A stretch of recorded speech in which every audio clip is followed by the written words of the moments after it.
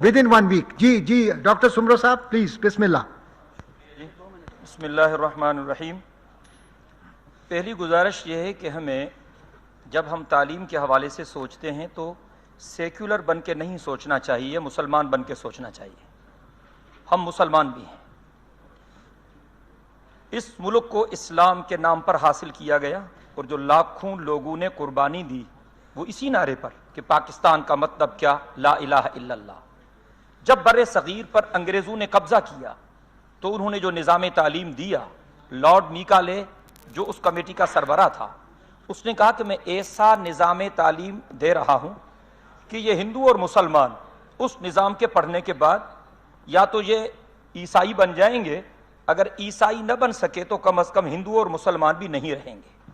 میں گزارش کرتا ہوں کہ قیام پاکستان کے بعد بھی ہم نے نظام تعلیم کو نہیں بدلا، اسی نظام تعلیم کو چلایا جس کے نقصانات ہمارے سامنے ہیں کہ اس نظام تعلیم کے پڑھنے والے جب بڑی بڑی کرسیوں پہ آتے ہیں، ذرا اس پر بھی غور کرنے کی ضرورت ہے کہ جس تعلیم کے نتیجے میں دہشت گرد، چور، ٹیررسٹ، رشوت خور، قومی خزانہ لوٹنے والے پیدا ہوں تو اس پر بھی تو سوچیں کہ آخر خامی کیا ہے.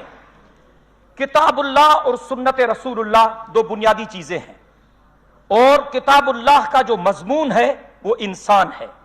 کتاب اللہ اور سنت رسول اللہ کے سوا ہم کچھ بھی نہیں کر سکتے. میں مانتا ہوں کہ فنون کی بھی ضرورت ہے لیکن دینی علوم کی بھی ضرورت ہے، اور مضمون ہے کتاب اللہ کا انسان، اور مضامین بڑے 3 ہیں: توحید، رسالت اور آخرت. ہمارے ان جدید کتابوں میں اس کا تذکرہ فزکس میں، کیمسٹری میں، بایولوجی میں نہیں ملے گا. یہ نماز، روزہ، حج، زکوٰۃ، یہ مسائل آپ کو ان کتابوں میں نہیں ملیں گے. انجینئرنگ کی کتابوں میں، میڈیکل کی کتابوں میں یہ چیزیں آپ کو نہیں ملیں گی. اگر یہ چیزیں ہمارے سرکاری اداروں میں پڑھائی جاتی تو میں سمجھتا ہوں بہت سارا مسئلہ ہمارا حل ہو جاتا.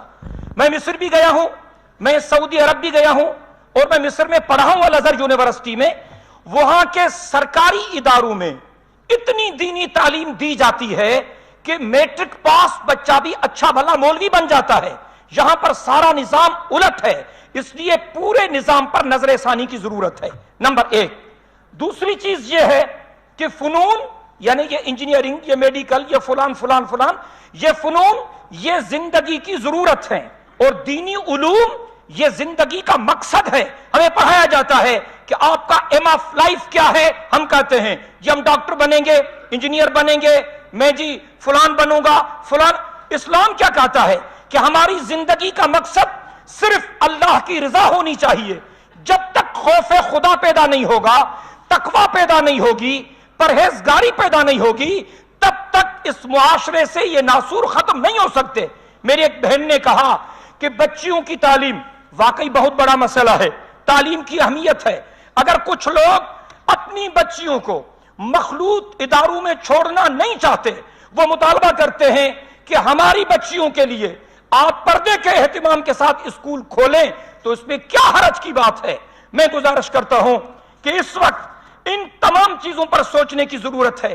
تقریباً تمام ارکان کا اتفاق ہے کہ صحت اور تعلیم کے شعبے پر بجٹ کم از کم دگنا ہونا چاہیے.